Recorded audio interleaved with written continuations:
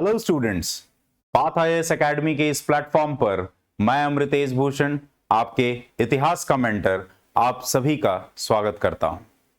हम पुनः उपस्थित हुए हैं एमसीक्यू सीरीज की श्रृंखला में, जहां हम आने वाले छत्तीसगढ़ पीएससी के प्रीलिम्स पेपर के लिए इंडियन हिस्ट्री यानी कि भारतीय इतिहास को और उसके महत्वपूर्ण टॉपिक्स को एमसीक्यूज के जरिए कवर करने का प्रयास कर रहे हैं। तो इस श्रृंखला में हमने अब तक पाषाण काल और मौर्य काल से संबंधित प्रश्न और महत्वपूर्ण चीजों के बारे में जाना है। उसके बाद हमने दूसरे वीडियो में मौर्य काल के बारे में जाना है और अब हम इस श्रृंखला में तीसरे वीडियो के साथ आपके सामने उपस्थित हैं, जहां हम यहां पर गुप्त काल के बारे में चर्चा करेंगे और विभिन्न एमसीक्यूज के जरिए हम इस काल को पूरी तरह से तैयार करेंगे अपने छत्तीसगढ़ पीएससी के एग्जाम के लिए। तो आइए शुरुआत करते हैं गुप्त काल में एमसीक्यूज के जरिए रिवीजन की। सबसे पहला प्रश्न है, दिए गए गुप्त राजाओं को कालक्रम के अनुसार व्यवस्थित करें। सबसे पहले हैं श्रीगुप्त, दूसरे चंद्रगुप्त वन, तीसरे समुद्रगुप्त और चौथे स्कंदगुप्त। श्रीगुप्त जो है वो आपके गुप्त साम्राज्य के संस्थापक माने जाते हैं। इनके पुत्र थे घटोत्कच, और घटोत्कच के बाद जो असली संस्थापक जिनको माना जाता है वो आपके चंद्रगुप्त हैं। तो पहला सही है, सबसे पहले श्रीगुप्त हैं, उसके बाद चंद्रगुप्त प्रथम हैं, और चंद्रगुप्त प्रथम और लिच्छवी राजकुमारी कुमार देवी के विवाह से उनका बेटा समुद्रगुप्त जो है वो चंद्रगुप्त प्रथम के बाद गद्दी पर आता है। तो यह पूरा जो कालक्रम है, यह पूरे जो ऑप्शंस हैं, ये पूरे के पूरे कालक्रम के अनुसार ही दिए गए हैं। तो आपका सही उत्तर होगा 1, 2, 3, 4। ऑप्शन ए जो है वो आपका सही उत्तर है। तो यहां पर हम चर्चा करते हैं विभिन्न गुप्त शासकों और उनके कार्यकाल के बारे में। सबसे पहले संस्थापक आपके श्रीगुप्त हैं। श्रीगुप्त के पुत्र घटोत्कच 240 ईस्वी से 319 ईस्वी तक। इसके बाद चंद्रगुप्त प्रथम 319 से लेकर 335 ईस्वी तक। उसके बाद समुद्रगुप्त आते हैं 365 से 375। समुद्रगुप्त को अपने विभिन्न सैन्य अभियानों के लिए जाना जाता है और इसके लिए इन्हें भारत के नेपोलियन की उपाधि दी है यूरोपियन इतिहासकार वी.ए. स्मिथ ने। विंसेंट आर्थर स्मिथ ने इन्हें भारत के नेपोलियन की उपाधि दी है। समुद्रगुप्त के बाद एक छोटा कार्यकाल रहता है रामगुप्त का 375 से 380 ईस्वी तक, जिसके बाद चंद्रगुप्त द्वितीय जो है गद्दी पर आते हैं और यह माना जाता है कि सबसे महत्वपूर्ण समय है गुप्त काल के लिए, क्योंकि गुप्त काल और गुप्त शासन अपने चरम तक पहुंचा है चंद्रगुप्त द्वितीय के कार्यकाल में। इसके बाद कुमारगुप्त और स्कंदगुप्त दो राजा जो हैं वो काबिल शासक माने जाते हैं गुप्त साम्राज्य के, और इसके बाद जो गुप्त काल के अन्य शासक हैं ये बेहद ही नाकाबिल शासक माने जाते हैं और यह एक पतन का कारण भी बनता है गुप्त काल या गुप्त शासन का। स्कंदगुप्त के बाद पुरुगुप्त 476 से लेके 473 ईस्वी तक। इसके बाद कुमारगुप्त द्वितीय 473 से 476 ईस्वी तक। इसके बाद बुद्धगुप्त 476 से 93। और अगर हम बाद के गुप्त शासकों की बात करें तो नरसिंहगुप्त बालादित्य, कुमारगुप्त तृतीय, विष्णुगुप्त, वैण्यगुप्त और भानुगुप्त अंत में 510 ईस्वी के आसपास इनका कार्यकाल भानुगुप्त का पाया जाता है। और ये वही शासक है जिसके समय में हमें एरन अभिलेख से प्राप्त होता है सती के सबसे पहले साक्ष्य। एरन मध्य प्रदेश में है और यहां से इनके कार्यकाल के समय में ही हमें सती प्रथा के सबसे पहले साक्ष्य इतिहास में मिलते हैं जो इनसे संबंधित हैं भानुगुप्त से। आगे बढ़ते हैं, अपने अगले सवाल की तरफ चलते हैं। तो चंद्रगुप्त प्रथम से संबंधित निम्नलिखित कथनों पर विचार करें। सबसे पहला, उन्हें महाराजाधिराज की उपाधि उन्होंने महाराजाधिराज की उपाधि धारण की। क्या यह उत्तर सही है? क्या यह कथन सही है? बिल्कुल सही है, महाराजाधिराज वो बने थे। इसके बाद उन्होंने लिच्छवी शासकों के साथ वैवाहिक गठबंधन में प्रवेश किया। मैंने अभी आपको गुप्त काल के शासकों को बताते हुए मैंने इस बात का जिक्र किया था कि कुमारा देवी लिच्छवी राजकुमारी जो थी उनसे वैवाहिक गठबंधन हुआ था, विवाह हुआ था चंद्रगुप्त द्वितीय का। तो जाहिर सी बात है कि लिच्छवियों के साथ इन्होंने वैवाहिक गठबंधन जो है उसमें प्रवेश किया था, तो दूसरा कथन भी आपका सही है। और तीसरे कथन की बात करें तो उन्हें गुप्त पंचांग का संस्थापक माना जाता है, जिसकी शुरुआत 319 ईस्वी में हुई थी। जी हां, यह भी कथन बिल्कुल सही है। 319 ईस्वी में आपने यानी कि चंद्रगुप्त प्रथम ने गुप्ता एरा की शुरुआत की थी, और यह साल जो है इनकी ताजपोशी का साल माना जाता है, जब जो संस्थापक हैं, जिन्हें असली संस्थापक माना जाता है गुप्त साम्राज्य का, वो गद्दी पर बैठे। तो ऊपर दिए गए कथनों में से कौन सा कथन सही है? तो जैसा कि हमने देखा है सारे तीनों कथन सही हैं, तो हमारा सही उत्तर है ऑप्शन डी। तो चंद्रगुप्त प्रथम के बारे में चूंकि हम बात कर रहे हैं, तो यहां पे आप देख सकते हैं कि मैट्रिमोनियल अलायंस, वैवाहिक गठबंधन के जरिए जो है क्षेत्र विस्तार की नीति को अपनाया था चंद्रगुप्त प्रथम ने, और लिच्छवी राजकुमारी कुमार देवी से विवाह किया था। इन्होंने महाराजाधिराज का उपाधि जो है उसको ग्रहण किया, और 26 फरवरी 319 ईस्वी में इस गुप्त काल की शुरुआत की, या गुप्त पंचांग की शुरुआत की है चंद्रगुप्त प्रथम ने।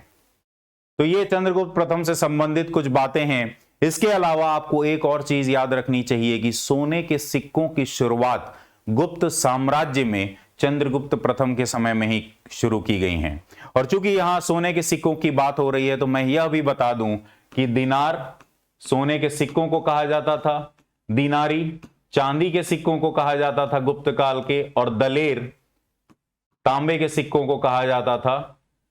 इस समय में गुप्त काल में 3 तरह के सिक्के मिलते हैं, और दीनार जो है सोने के सिक्के, इनकी शुरुआत की गई है चंद्रगुप्त प्रथम के समय में।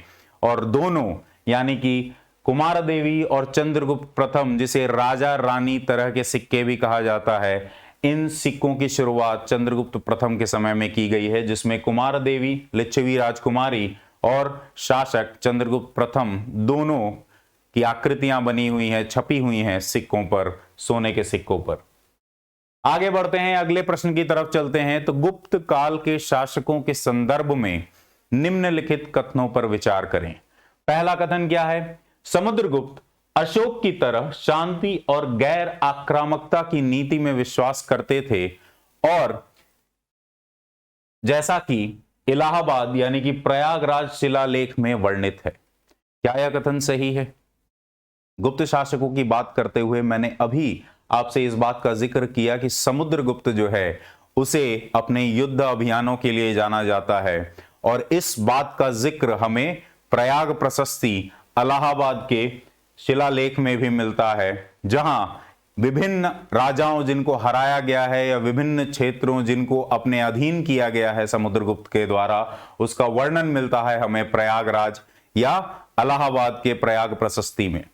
और इस बात का जिक्र जो है इनके दरबारी कवि हरिसेन ने पूरी तरह से पूरे डिटेल में इस प्रयाग प्रशस्ति में किया है। तो पहला जो आपका स्टेटमेंट है कि यह शांति और गैर आक्रामकता की नीति में विश्वास करते थे अशोक की तरह, यह स्टेटमेंट पूरी तरह से गलत है। यह जरूर इसमें यह सही है कि इसका वर्णन समुद्रगुप्त के बारे में वर्णन जो है प्रयाग प्रशस्ति या इलाहाबाद के शिलालेख में किया गया है, लेकिन शांति और गैर आक्रामकता की नीति जो है वो बिल्कुल नहीं अपनाता था समुद्रगुप्त। समुद्रगुप्त अपने युद्ध अभियानों और अपनी जीत के लिए जाना जाता था। समुद्रगुप्त ने इतिहास में कोई भी युद्ध नहीं हारा है, वो पूरी तरह से हर युद्ध जो है समुद्रगुप्त ने जीता है, और कई युद्ध अभियान इसने चलाए हैं अपने समय में। आगे बढ़े और चंद्रगुप्त द्वितीय की बात है। दूसरे स्टेटमेंट में चंद्रगुप्त द्वितीय पश्चिमी भारत के क्षत्रपों पर अपनी जीत को चिन्हित करने के लिए विक्रमादित्य की उपाधि अपनाने वाले पहले व्यक्ति थे। क्या यह कथन सही है? यह कथन बिल्कुल गलत है, क्योंकि यह पहले व्यक्ति नहीं थे। तो आपका दिया गया ऑप्शन, ऊपर दिए गए कथनों में से कौन सा सही है, हमें सही चुनना है। तो चूंकि ये दोनों सही नहीं है, तो आपका सही उत्तर होगा आंसर डी। न 1 न 2, दोनों में से कोई भी आपका स्टेटमेंट या कथन सही नहीं है। इसके एक्सप्लेनेशन पे चलते हैं। चंद्रगुप्त द्वितीय के बारे में आपको बता दूं, या विक्रमादित्य की उपाधि के बारे में पहले मैं आपको बता दूं, कि यहां पर विक्रमादित्य की उपाधि जो है वो सबसे पहले उत्तर मौर्य काल में या पोस्ट मौर्यन पीरियड में उज्जैन के राजा ने विक्रमादित्य की उपाधि जो है उसको अपनाया था। और शकों का आक्रमण जो है, शक जो है वो आपके गुप्त राजाओं के तो समकालीन हैं, लेकिन शक राजा जो हैं वो बहुत बाद के शक राजा जो हैं वो चंद्रगुप्त द्वितीय के समकालीन हैं, गुप्त शासन के समकालीन हैं। शक राजाओं का आना या आगमन जो है वो भारतीय उपमहाद्वीप में उत्तर मौर्य काल में हुआ है। 200 ईसा पूर्व से लेकर 300 ईसा ईस्वी तक इनका समय माना जाता है, तो यह ऑप्शन इसलिए गलत है। और सबसे पहले शक शासक को हराने का काम उज्जैन के राजा विक्रमादित्य ने किया था, और पूरे भारत के इतिहास में कुल 14 शासक हैं जिन्होंने विक्रमादित्य की उपाधि को अपनाया है। एक्सप्लेनेशन की तरफ चलते हैं। यह बात हमें पता होनी चाहिए कि कुषाण साम्राज्य जो है मौर्यन अंपायर के विघटन के बाद सातवाहन और कुषाण, सातवाहन जो है दक्कन में और कुषाण जो है वो उत्तर भारत में आए थे, और इसी समय में तीसरी शताब्दी ईस्वी के बीच में ये दोनों एम्पायर जो है, ये दोनों वंश जो है खत्म हो गए। इसके अलावा समुद्रगुप्त के बारे में हमने बात की ही है कि अशोक जो है, अशोक अपने धम्म की नीति में मानता था, धम्म घोष की नीति को उसने अपनाया था।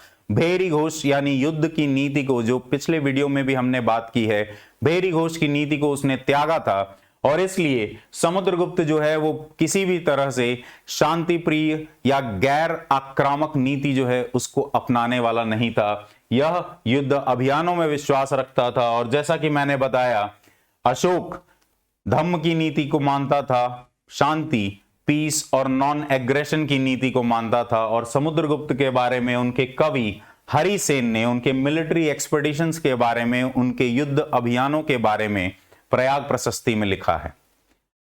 आगे बढ़ते हैं और बात करते हैं चंद्रगुप्त द्वितीय की। तो चंद्रगुप्त द्वितीय जो है इसका कार्यकाल गुप्त साम्राज्य का सबसे समृद्ध कार्यकाल माना जाता है। और विक्रमादित्य, जैसा कि मैंने आपको अभी अभी बताया, विक्रमादित्य की उपाधि जो है वो उज्जैन के राजा ने शक क्षत्रपों को हराने के बाद पहली बार ली थी। यह उपाधि 58 और 57 ईसा पूर्व में, और इसी समय आपके विक्रम संवत की शुरुआत होती है, विक्रम पंचांग की शुरुआत होती है। और उज्जैनी के जो ये शासक हैं उनको शकरी या शकों के दुश्मन के नाम के भी जाना जाता है, और इन्होंने ही विक्रम संवत की शुरुआत की थी 58 और 57 बीसी में, ईसा पूर्व आपके उत्तर मौर्य काल में। आगे बढ़ते हैं और अगले सवाल की तरफ चलते हैं। निम्नलिखित में से किस शासक को भारत के नेपोलियन की उपाधि दी गई है? अभी मैंने आपको थोड़ी देर पहले ही शासकों के जिक्र के दौरान बताया कि समुद्रगुप्त, यानी कि ऑप्शन सी जो है वो आपका सही स्टेटमेंट है, सही जवाब है। क्यों? क्योंकि विंसेंट आर्थर स्मिथ यूरोपीय इतिहासकार ने समुद्रगुप्त को उनके युद्ध अभियानों के कारण, जो विभिन्न युद्धों में उनकी जीत हुई है, उसके कारण भारत के नेपोलियन की उपाधि दी है। और इंटरेस्टिंग बात यहां पे यह है कि नेपोलियन जो है वो समुद्रगुप्त के लगभग 1200 से 1300 वर्ष बाद फ्रांस में आता है, और समुद्रगुप्त जो है इतिहास में कहीं पहले आते हैं। तो कायदे से नेपोलियन को भारत के समुद्रगुप्त की उपाधि देनी चाहिए। और यहां मैं आपको एक और महत्वपूर्ण इंटरेस्टिंग फैक्ट बता दूं कि समुद्रगुप्त अपने जीवन में कभी भी कोई युद्ध नहीं हारा, जबकि नेपोलियन जो है वो अपने जीवन के अंतिम में उसने 2 युद्ध हारे, जो बैटल ऑफ वाटरलू 1815 का, जिसमें महत्वपूर्ण है। आगे बढ़ते हैं, हम समुद्रगुप्त से संबंधित चीजों के बारे में जानें। तो समुद्रगुप्त जो है उसने अग्रेशन और कॉन्क्वेस्ट, युद्ध की नीति से क्षेत्र विस्तार को अपनाया। इसके साथ साथ प्रयाग प्रशस्ति के बारे में हमने जाना ही है कि प्रयाग प्रशस्ति में हरिसेन ने समुद्रगुप्त को समर्पित एक लंबी चौड़ी कविता लिखी है। इसके साथ साथ यहाँ पे आपको यह भी याद दिला दूं कि इलाहाबाद का जो ये पिलर इंस्क्रिप्शन है, जो शिलालेख है, इस शिलालेख में सबसे पहले अशोक ने इस शिलालेख को गढ़वाया था और इस पे चीजों को लिखवाया था। इसी से संबंधित हमने बात की थी कि यहाँ पर धम्म की नीति का उल्लेख किया गया है। 7 सिद्धांत हमें यहाँ पर मिलते हैं अशोक के धम्म के, और उसके बाद समुद्रगुप्त के समय में हरिसेन ने भी यहाँ पर चीजों को अपने शासक के बारे में, उसके युद्ध अभियानों के बारे में वर्णन किया है। इसके अलावा समुद्रगुप्त ने 8 तरह के सोने के सिक्के, शुद्ध सोने के सिक्के जो हैं वो जारी किए थे अपने समय में, जिसमें से महत्वपूर्ण है आपका यूपा टाइप गोल्ड कॉइन। इसमें आपको अश्वमेध से संबंधित जो सैक्रिफाइस हुआ करते थे, बलिदान हुआ करते थे, अश्वमेध सैक्रिफाइस करता हुआ समुद्रगुप्त को दिखाया है। इसके अलावा एक ऐसा सिक्का है जिसमें समुद्रगुप्त जो है वो खुद वीणा बजा रहा है। ऐसे भी सोने के सिक्के आपको देखने को मिलेंगे। इसके अलावा लिच्छवी दुहितर यानी कि इनकी माताजी कुमारा देवी जो हैं, उनके ऊपर यह सिक्के बनाए गए हैं, लागू किए गए हैं, छापे जाते थे समुद्रगुप्त के समय में। लिच्छवी दुहितर का अर्थ होता है अपने लिच्छवी का प्यारा, तो लिच्छवी दुहितर जो है, लिच्छवी का प्यारा, कुमार देवी का प्यारा जो है वो आपका शासक समुद्रगुप्त है। इसके अलावा यहां पर अनुकंपावन की उपाधि जो है वह भी इसने ग्रहण की है। इसको अनुकंपावन की उपाधि जो है वो श्रीलंका के राजा ने दी थी, क्योंकि इसने बुद्धिस्ट टेंपल बनाने की, बुद्धिस्ट मंदिर बनाने की गया में अनुमति दी। और जैसा कि मैंने आपको बताया, V.A. स्मिथ ने इन्हें नेपोलियन ऑफ इंडिया की उपाधि दी है। तो चूंकि हम नेपोलियन ऑफ इंडिया की उपाधि की बात कर रहे हैं, तो यहां पे महत्वपूर्ण हो जाता है हम समुद्रगुप्त के युद्ध अभियानों के बारे में भी जाने, किन किन राजाओं को उन्होंने हराया और कौन कौन से क्षेत्र थे जो इस समय में प्रयाग प्रशस्ति पे वर्णित किए गए हैं।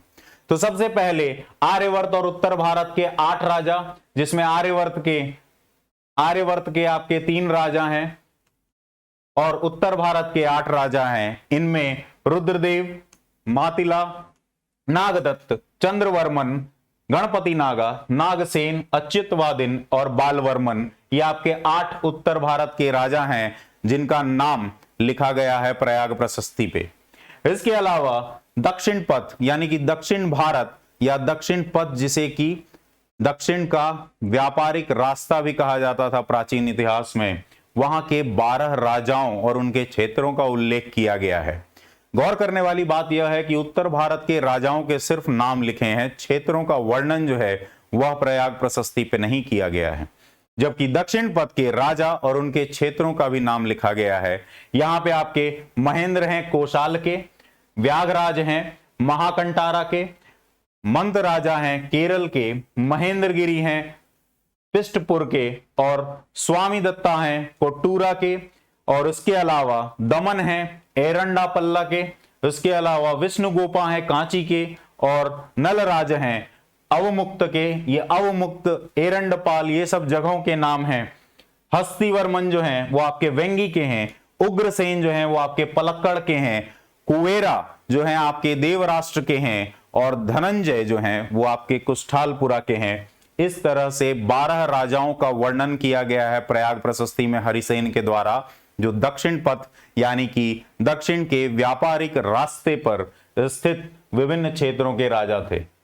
इसके अलावा कुछ फ्रंटियर किंग्स के बारे में भी बात की गई है, कुछ सीमांत राजाओं के बारे में भी बात की गई है, जिन्हें फ्रंटियर किंग्स जो हैं उन्हें, या फ्रंटियर रीजन जो हैं उन्हें प्रत्यांत कहा जाता था। और यहां पर 5 प्रत्यांतों के बारे में पता चलता है। ये क्षेत्रों के नाम हैं आपके समतका हैं, दावक हैं, कामरूप हैं, नेपाल है और कटारीपुरा है। ये 5 आपके क्षेत्र हैं, इस समय सीमांत क्षेत्र हैं जिन पर समुद्रगुप्त ने कब्जा किया।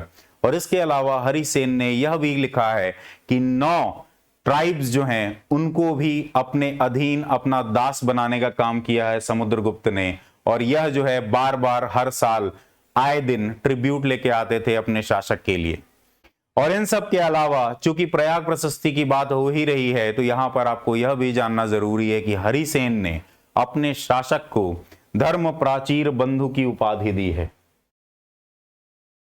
ठीक है, आइए आगे बढ़ते हैं, अगले सवाल की तरफ चलते हैं। यहां पर अगला सवाल है, देवी चंद्रगुप्तम के लेखक कौन हैं? देवी चंद्रगुप्तम के लेखक हैं आपके विशाखा दत्त, जो इस समय एक बहुत ही महत्वपूर्ण इतिहासकार और साहित्यकार माने जाएंगे। इतिहासकार से ज्यादा ये साहित्यकार माने जाते हैं। और विशाखा दत्त जो हैं, इन्होंने ही देवी चंद्रगुप्तम लिखा है, तो आपका सही उत्तर है बी। देवी चंद्रगुप्तम की कहानी जो है वो चंद्रगुप्त द्वितीय से संबंधित है और इसमें उनके भाई रामगुप्त के बारे में भी दिया गया है कि किस तरह से, जैसा कि हमने शासकों में देखा, रामगुप्त जो है वो समुद्रगुप्त के बाद बहुत ही कम साहित्यिक चीजों में या उस समय के समकालीन इतिहास में या सिक्कों में हमें रामगुप्त का नाम पता चलता है। उनमें से एक स्रोत जो है वो देवी चंद्रगुप्तम है, जिसमें यह कहा गया है कि समुद्रगुप्त के बाद रामगुप्त जो है उसका छोटे समय के लिए, कम समय के लिए, सिर्फ 5 सालों के लिए उसका कार्यकाल रहा और रामगुप्त जो है वो शक राजाओं से हार जाता है और शक राजाओं की एक शर्त रहती है कि आप इस समय अपनी पत्नी जो है, यहां जिन्हें देवी के नाम से कहा गया है, लिखा गया है, उसे शक राजाओं को समर्पित कर देंगे। और यह बात चंद्रगुप्त द्वितीय को बिल्कुल पसंद नहीं आती है और चंद्रगुप्त द्वितीय जो है एक नारी के भेष में शक क्षत्रप राजा के दरबार में जाकर उसे मृत्युदंड देता है या उसे मार गिराता है। और चूंकि इस बात पर चंद्रगुप्त द्वितीय और रामगुप्त के बीच में विवाद हो जाता है तो वापस आकर चंद्रगुप्त द्वितीय खुद गद्दी पर बैठता है और रामगुप्त की भी हत्या कर देता है और देवी जो है उनसे विवाह करता है। तो यह देवी चंद्रगुप्तम की कहानी है जो विशाखा दत्त ने लिखी है कि किस तरह से रामगुप्त को हटाकर चंद्रगुप्त द्वितीय जो है शासक बनता है। और इसमें यह दिखाया गया है कि चंद्रगुप्त द्वितीय जो है उसने गुप्त साम्राज्य और उसकी प्रतिष्ठा के लिए यह कदम उठाया था। रामगुप्त के बारे में आपको एक और चीज जाननी चाहिए कि रामगुप्त इकलौता गुप्त शासक है जिसने कॉपर के कॉइन्स इशू किए थे, तांबे के कॉइन्स इशू किए थे। आगे बढ़ते हैं और हम बात करते हैं इस समय के विभिन्न अन्य साहित्यों की कि कौन कौन से साहित्यकार थे और किन्होंने क्या रचना लिखी है इस समय में। कालिदास इस समय के सबसे महत्वपूर्ण आपके साहित्यकार हैं जिन्होंने विभिन्न किताबें लिखी हैं, रचनाएं लिखी हैं। अभिज्ञान शाकुंतलम, ऋतु संहार, मेघदूतम, कुमार संभवम, मालविकाग्निमित्रम, रघुवंशम, ये सारी कृतियां जो हैं ये कालिदास को समर्पित हैं। कालिदास ने ही ये सारी कृतियां लिखी हैं और ये विभिन्न नाटक हैं जो एक से एक दूसरे से बढ़कर हैं और यह साहित्य के लिए एक बहुत ही महत्वपूर्ण काल माना जाता है, स्वर्णिम युग माना जाता है साहित्य और स्थापत्य की दृष्टि से। गुप्त काल को उसका एक महत्वपूर्ण कारण आपके कालिदास हैं। हमने इनके बारे में पहले ही बात की है। अमर सिंह ने अमरकोश लिखी है जो कि एक शब्दकोश है। इसके अलावा विशाखा दत्त ने मुद्रा राक्षस और देवी चंद्रगुप्तम लिखी है।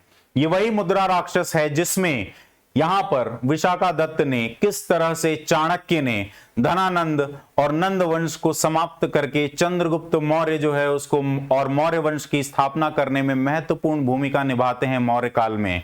यह कहानी मुद्रा राक्षस में लिखी गई है विशाखा दत्त के द्वारा। यह चीज आपको याद रखनी है कि मुद्रा राक्षस में आचार्य चाणक्य की कहानी, मौर्य साम्राज्य के स्थापना की कहानी लिखी गई है, लेकिन विशाखा दत्त जो है वो गुप्त काल से संबंधित हैं। यह बहुत ही महत्वपूर्ण गलती है जो लोग अक्सर कर देते हैं। यह महत्वपूर्ण बात आपको याद रखनी है कि मुद्रा राक्षस की कहानी जरूर मौर्य काल की है लेकिन उसे लिखा जो है गुप्त काल में गया है। आगे बढ़ते हैं। इस समय के साहित्यकार विष्णु शर्मा पंचतंत्र और हितोपदेश जैसे नैतिक लेखों को भी लिखा है जिसमें छोटी छोटी कहानियां हैं जो आपको नैतिकता का ज्ञान देती हैं। इसके अलावा शूद्रक हैं इस समय में जिन्होंने मृच्छकटिकम लिखी है। मृच्छकटिकम एक गरीब ब्राह्मण और एक शाही परिवार से संबंध रखने वाली लड़की के बीच के प्रेम संबंध की कहानी है जिसे शूद्रक ने लिखा है। इसके अलावा इस समय भैरवी जो हैं वह भी एक महत्वपूर्ण साहित्यकार हैं जिन्होंने कीर्तर जुनिया लिखी है। इसके अलावा दंडिन ने इस समय काव्य दर्शन और दश कुमार चरिता, इस दोनों रचनाओं को लिखा है दंडिन ने। और आपको यहां पर चूंकि साहित्य की बात हो रही है तो आपको यहां पर यह भी जानना चाहिए कि संस्कृत जो है वह कोर्ट लैंग्वेज हुआ करता था, दरबार की भाषा हुआ करती थी गुप्त साम्राज्य में गुप्त शासकों के द्वारा। अगले सवाल पर चलते हैं।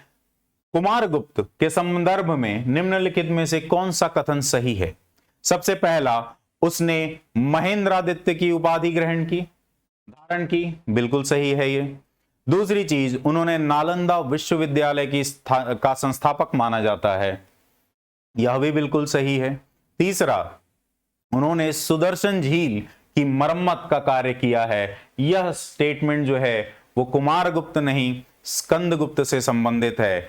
सुदर्शन झील जो है वह मैं आपको याद दिला दूं कि सुदर्शन झील जो है वो मौर्य काल में चंद्रगुप्त मौर्य के एक गवर्नर के द्वारा आपके गिरनार यानी कि गुजरात के क्षेत्र में बनाया गया था और इस झील के मरम्मत करने का काम जो है पहले अशोक ने किया, उसके बाद शक शासक रुद्रदमन ने किया और उसके बाद यहां पर अंत में स्कंदगुप्त जो है वह इस झील का मरम्मत करेगा।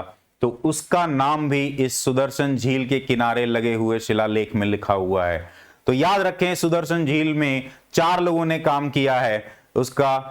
उसको बनाने का काम जो है चंद्रगुप्त मौर्य ने किया है, अशोक ने उसकी मरम्मत करवाई थी और रुद्रदमन ने गिरनार का जो शिलालेख है उसको गढ़वाया और इन तीनों राजाओं के बारे में चंद्रगुप्त, अशोक और खुद यानी कि रुद्रदमन द्वितीय के बारे में लिखा है। और अंतिम में सुदर्शन झील में आपको स्कंदगुप्त का नाम मिलेगा। तो यह स्टेटमेंट कुमारगुप्त से संबंधित नहीं है। आपका सही उत्तर 1 और 2 होगा। नीचे दिए गए कोड में सही उत्तर चुने तो आपका सही आंसर है ए। अगर हम एक्सप्लेनेशन की तरफ जाएं तो यहां 2 राजाओं के नाम आते हैं, कुमारगुप्त और स्कंदगुप्त। कुमारगुप्त जो है उसने महेंद्रादित्य का टाइटल जो है उसको अपनाया, इसके साथ साथ श्री महेंद्र और अश्वमेध महेंद्र का टाइटल भी इसने अपनाया है, इस उपाधि को भी धारण किया है। क्यों? क्योंकि अश्वमेध के जो बलिदान हैं वह भी इसने किए हैं। इसके अलावा कुमारगुप्त के समय में पुष्यभूति ट्राइब या जनजाति है, पुष्यमित्र ट्राइब है। इस पुष्यमित्र ट्राइब जो कि हूणों की एक ट्राइब हुआ करती थी, एक जनजाति हुआ करती थी, इसका आक्रमण, हूणों के आक्रमण की शुरुआत कुमारगुप्त के समय में हुई है। यह आपको याद रखने वाली चीज है। इसके अलावा विभिन्न तरह के शिलालेखों, अभिलेखों से भी हमें कुमारगुप्त के बारे में पता चलता है, जैसे कि आपके भितारी के शिलालेख हैं, उसके बाद बिलसाड के हैं, उसके बाद गढ़वा के हैं और मनकुवार के बुद्ध के इमेज के शिलालेख हैं जो हमको कुमारगुप्त के समय में मिलते हैं। इसके साथ साथ हमें यहां पर बिलसाड से गुप्त वंश के बारे में और गुप्त वंश से संबंधित शासकों के बारे में भी पता चलता है जो कुमारगुप्त के समय में लगवाया गया था। आगे बढ़ते हैं और स्कंदगुप्त की बात करते हैं। काबिल शासकों में यह अंतिम शासक माना जाता है और 2 बार इसने हूणों का आक्रमण जो है उसको हराने का काम किया है। और जैसा कि हमने बात की सुदर्शन झील जो है उसको रिपेयर करवाने का काम भी स्कंदगुप्त ने किया है और शक्रादित्य की उपाधि जो है उसको भी ग्रहण की है इसने और अयोध्या अपने कैपिटल को शिफ्ट किया है। तो यहां महत्वपूर्ण बात यह आता है कि कैपिटल है क्या, राजधानी है क्या गुप्त शासकों की? गुप्त शासकों की राजधानी जो है वो पाटलिपुत्र है। पाटलिपुत्र का वर्चस्व गुप्त काल में दोबारा से बढ़ता है मौर्य काल के बाद, क्योंकि उत्तर मौर्य काल में पाटलिपुत्र जो है वो एक महत्वपूर्ण राजनीतिक केंद्र नहीं रह जाता जैसा मौर्य काल में था। आगे बढ़ते हैं अगले सवाल की तरफ। गुप्त साम्राज्य के पतन के संबंध में निम्नलिखित कारणों पर विचार करें। हूणों का आक्रमण, बौद्ध धर्म का संरक्षण, सामंतवाद का विकास और स्कंदगुप्त के बाद कमजोर और अयोग्य शासक। ऊपर दिए गए कारणों में से कौन से सही हैं? सबसे पहले तो हूणों का आक्रमण। हूणों का आक्रमण ने धीरे धीरे गुप्त साम्राज्य को कमजोर करने का काम किया, तो यह एक महत्वपूर्ण कारण बनता है। जैसा कि हमने अभी बात की कि कुमारगुप्त और स्कंदगुप्त के समय में हूणों का आक्रमण जो है वो शुरू हो जाता है और इसके बाद हूणों का आक्रमण जो है वो लगातार चलता रहता है। और ऐसे समय में जब आपके शासक कमजोर और अयोग्य होंगे, वो ठीक से प्रशासन नहीं चला पाएंगे, वो ठीक से अपने साम्राज्य की सुरक्षा नहीं कर पाएंगे और इन सब कारणों से जो है आपको देखने को मिलेगा कि गुप्त साम्राज्य का पतन हो जाएगा। इसके अलावा बौद्ध धर्म के संरक्षण की जहां तक बात है, तो बौद्ध धर्म से जब आपका संबंध बहुत ज्यादा गहरा हो जाता है तो आप शांति प्रिय हो जाते हैं। आपको याद होगा किस तरह से मौर्य काल में बौद्ध धर्म को अपनाने के बाद अशोक ने जो है युद्ध की नीति, क्षेत्र विस्तार की नीति जो है उसको त्याग दिया था। ठीक उसी तरह से बौद्ध धर्म जो है वो शांति प्रिय आपको बनाता है और आपको कहीं ना कहीं एक शासक के रूप में कमजोर बनाने का काम करता है बौद्ध धर्म। तो यह भी आपका एक महत्वपूर्ण उदाहरण है, महत्वपूर्ण कारण है। तीसरा, सामंतवाद का विकास। धीरे धीरे आपके सैन्य अधिकारी जो हैं वो आपके प्रांतीय गवर्नर बनने लगे हैं। धीरे धीरे आपने अपने सैन्य अधिकारियों को जमीन का अधिकार दे दिया है। पट्टों के बारे में हमें पता चलता है, जहां जमीन जो है लिख दी गई है, विभिन्न प्रांतीय अधिकारियों को राजस्व का अधिकार दे दिया गया है। इस तरह की चीजें जो हैं जब प्रशासनिक व्यवस्था में आने लगती हैं तो केंद्रीकरण जो है प्रशासन का वो कहीं ना कहीं कमजोर पड़ जाता है। शासक और उसके लोगों के बीच में जो संपर्क है, जो संचार है, वो टूट जाता है। उसमें कई सारे लोग आ जाते हैं अलग अलग लेवल पे, और इसलिए सामंतवाद का विकास जो है वह भी एक कारण बनेगा। तो यह सारे कारण जो हैं वो आपके गुप्त साम्राज्य के पतन के कारण बनते हैं। तो आपका सही ऑप्शन है ऑप्शन डी। आगे बढ़ते हैं अगले सवाल पर। गुप्त प्रशासन और महत्वपूर्ण अधिकारियों के संबंध में निम्नलिखित में से कौन सा जोड़ा जो है वह सही सुमेलित है? संधि विग्रहिका। संधि विग्रहिका कौन होता है? संधि विग्रहिका एक महत्वपूर्ण केंद्रीय मंत्री है गुप्त शासन में, जो उस समय का विदेश मंत्री माना जाता है। तो यह बिल्कुल सही है। महापीलुपति कौन है? महापीलुपति जो है यह एक सैन्य अधिकारी है।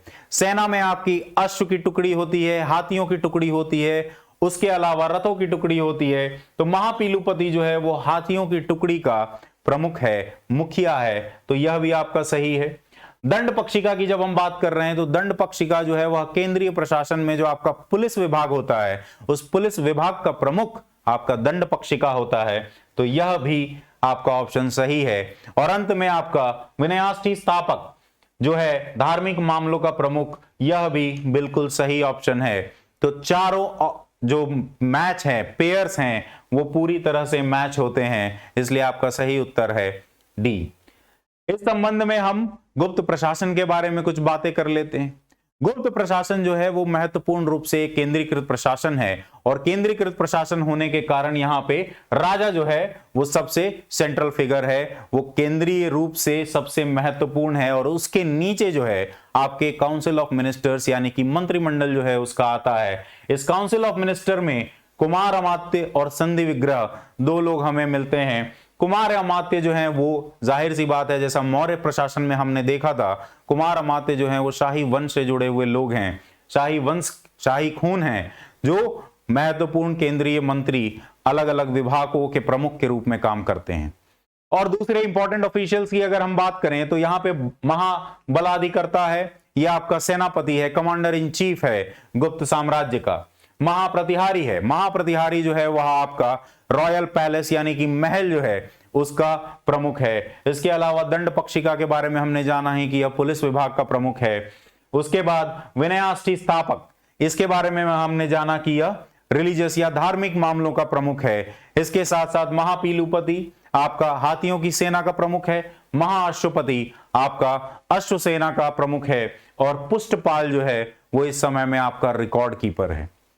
गुप्त प्रशासन से संबंधित अगर हम इकाइयों की बात करें तो यहाँ पे 4 इकाइयां हमें देखने को मिलती है। जो आपके प्रांत हैं उन्हें भुक्ति कहा जाता है, और भुक्ति के जो प्रमुख हैं वो आपके उपारिका हैं।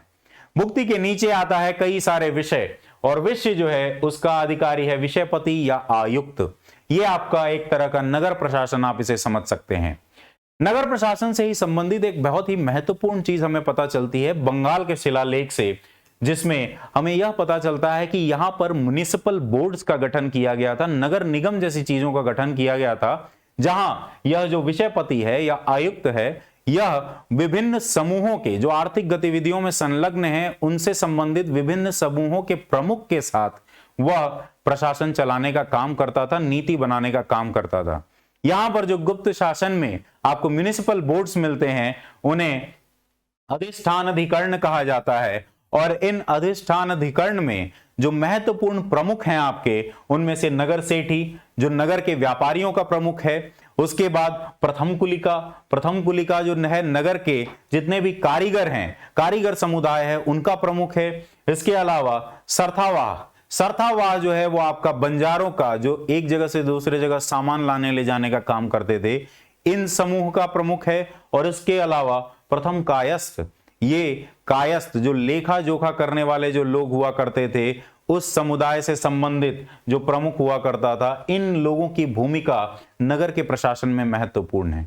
नीचे की इकाई पे आए तो पेट या विठिका जो है वो आपके नीचे की इकाई है, इसे आप जिला प्रशासन के रूप में देख सकते हैं। यहां पर नगरिका या पूरपाल जो है वो आपका प्रमुख हुआ करता है। और अंत में ग्राम यानी कि गांव, यहां का प्रमुख जो है वो आपका ग्रामपति या ग्रामिका है।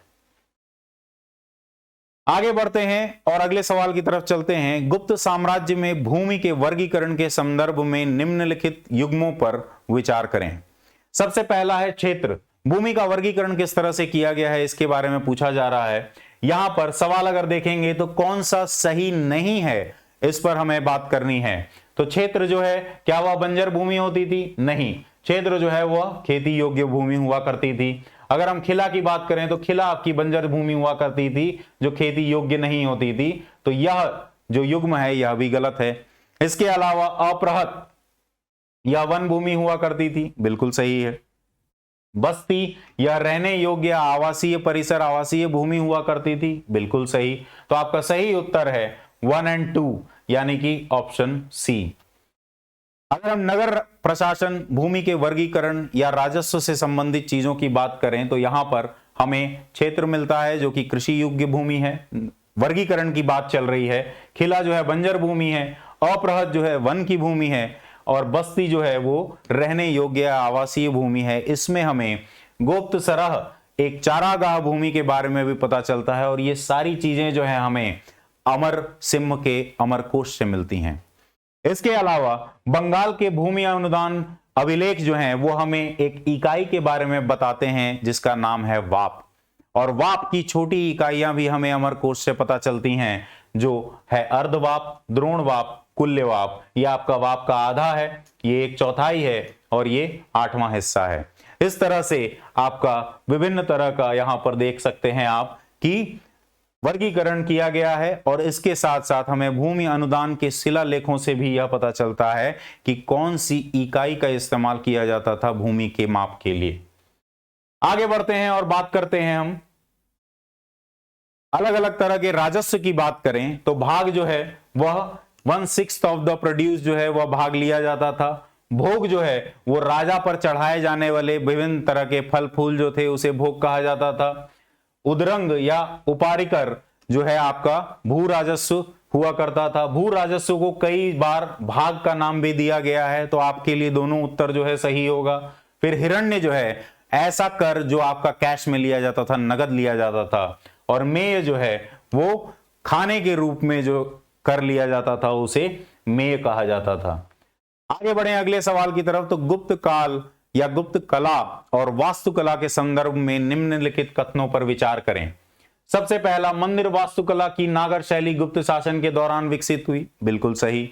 दूसरा, मध्य प्रदेश में उदयगिरी गुफाएं गुप्त शासकों से संबंधित हैं, बिल्कुल सही। उदयगिरी की गुफाएं सिर्फ उड़ीसा में ही नहीं मध्य प्रदेश में भी हैं, और उड़ीसा की उदयगिरी की गुफाएं जो हैं वो खारवेल राजाओं से संबंधित हैं, मौर्य काल और उत्तर मौर्य काल से संबंधित हैं। जबकि विदिशा, उदयगिरी, मध्य प्रदेश की जो गुफाएं हैं वो गुप्त काल से संबंधित हैं। दूसरा, मंदिर वास्तुकला की नागर शैली पंचायतन शैली पर आधारित थी। पंचायतन शैली क्या होती है? पंचायतन शैली होती है जिसमें मुख्य मंदिर जो है वो परिसर में आपका बीचों बीच होता है, और उसके चारों तरफ आपके 4 छोटे छोटे मंदिर होते हैं जिसमें देवी या देवता के परिवार के सदस्य जो हैं उनके छोटे मंदिर बनाए जाते थे। ये चूंकि 5 इकाइयां हैं, इन्हें पंचायतन शैली कहा जाता है। यह नागर शैली की एक विशेषता है जो गुप्त काल में विकसित हुई। तो यह भी बिल्कुल सही है। आपका कौन सा कथन सही है? तो ऑल ऑफ दीज आपका सही आंसर है। कला और वास्तुकला के बारे में बात करें तो यहां पर गुफा वास्तुकला जो है उसके बहुत ही महत्वपूर्ण एग्जाम्पल्स हमको गुप्त काल में मिलते हैं। अजंता की गुफाएं जो हैं वो अजंता की गुफाएं मौर्योत्तर काल से चली आ रही हैं, और यहां पर कुल मिलाकर 29 गुफाएं हैं। सह्याद्री रेंज के पास आपका वघोरा नदी के किनारे अजंता की गुफाएं आपको मिलेंगी, जहां पर गुप्त काल में भी इनमें विभिन्न तरह की आकृतियां, पेंटिंग, ये सारी चीजें ऐड की गई हैं। इसके अलावा इसमें गुप्त काल से संबंधित वाकाटक वंश से संबंधित यहां पर आपके दूसरे एलोरा की गुफाएं हैं। एलोरा और अजंता में एक बहुत ही महत्वपूर्ण चीज है जो फर्क है कि अजंता की गुफाएं जो हैं वो पूरी तरह से बौद्ध धर्म से संबंधित हैं, जबकि एलोरा की गुफाएं जो हैं वो तीनों धर्मों से संबंधित हैं। यहां पर 34 गुफाएं हैं, 12 बुद्धिस्ट गुफाएं हैं, उसके अलावा आपके 18 जो हैं वो हिंदू धर्म से संबंधित गुफाएं हैं और आपकी 5 गुफाएं जो हैं वो आपकी दिगंबर सेक्ट से संबंधित है, दिगंबर संप्रदाय से संबंधित है, जैन धर्म की। इसके अलावा वास्तुकला में आगे बढ़े तो और भी गुफाएं जो गुप्त काल से संबंधित है, आपके बाघ की गुफाएं हैं जो आपके मध्य प्रदेश में है, जूनागढ़ गुजरात की गुफाएं हैं, मंडपेश्वर की गुफाएं हैं। यह मंडपेश्वर की गुफा जो है वह बोरीवली बंबई के पास है और इन्हें मॉन्ट पेरीर केव्स भी कहा जाता है। यह पहले ब्राह्मणवादी धर्म से संबंधित हुआ करते थे, जिन्हें बाद में ईसाई धर्म का केव बना दिया गया, गुफा बना दी गई। यह बात भी आपके लिए महत्वपूर्ण हो सकती है एग्जाम में कि कहां पर दोनों तरह की गुफाएं पाई जाती हैं। तीसरी और अंतिम जो गुफा है वह है आपकी उदयगिरी की गुफाएं, विदिशा मध्य प्रदेश की, जिसको चंद्रगुप्त द्वितीय के समय में बनाया गया है और यहां पर विभिन्न तरह की कलाकृतियां आकृतियां आपको देखने को मिलती हैं, खास करके विष्णु भगवान से संबंधित, जैसे आपका वराह की आकृति जो है आपको मिलती है और इसके अलावा नरसिंह की आकृति आपको मिलती है, नारायण, शिव, स्कंद, इन सब की आकृति मंदिर आपको यहाँ पे मिलेंगे। अलग अलग गुफाएं जो हैं इन लोगों से संबंधित आपको मिलेंगी। आगे बढ़ते हैं और नागर शैली के बारे में कुछ चीजें जानते हैं। नागर शैली की विशेषताएं क्या क्या हैं? सबसे पहली चीज, पंचायतन शैली में नागर शैली के मंदिरों को बनाया जाता है और इसका विकास जो है वह गुप्त काल में ही किया गया है। इसके अलावा मंदिर के सामने, गर्भगृह के सामने जो है आपका एक मंडप या असेंबली हॉल होता है, जो आपको, जहां पर आपके विभिन्न तरह की सभा या सांस्कृतिक कार्यक्रम किया जाता है। इसके अलावा दरवाजे पर आपको गंगा और यमुना के, गर्भगृह के दरवाजे पर, बाहर के दरवाजे पर आपको गंगा और यमुना की आकृतियां मिलेंगी। इन्हें कहा जाता है कच्छप वाहिनी गंगा और मकर वाहिनी यमुना। हर हिंदू देवी देवता का कोई ना कोई एक राइड होता है, एक जानवर होता है जिसके ऊपर वह चढ़ के इधर से उधर, एक जगह से दूसरे जगह जाते हैं। हिंदू धर्म में जानवरों को महत्ता देने के लिए जो है इस तरह की चीजें जो है अपनाई गई हैं। और कच्छप वाहिनी गंगा यानी कि कछुआ जो है वो गंगा माँ की सवारी है और दूसरी तरफ मकर वाहिनी यमुना, यमुना की सवारी जो है वह आपका मगरमच्छ है। तो इन दोनों की आकृतियां आपको द्वार पर मिलेंगी नागर शैली में।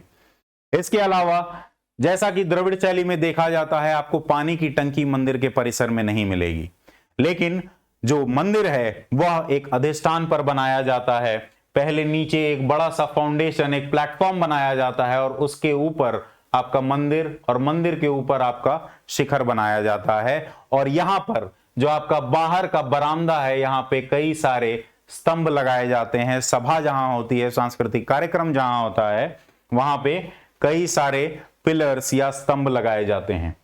आगे बढ़े विशेषताओं में तो आपको यहां पर आमलक भी देखने को मिलेगा शिखर के ऊपर। जहां शिखर होता है उसके ऊपर आपको आमलक देखने को मिलेगा इस तरह का, और आमलक जो है उसके ऊपर एक छोटा सा कलश आपको रखा हुआ होगा। यह सारी विशेषताएं आपकी नागर शैली की हैं। इसके अलावा विभिन्न तरह के प्रोजेक्शन में भी मंदिर का निर्माण किया जाता है, जिसको रथ प्लान कहा जाता है।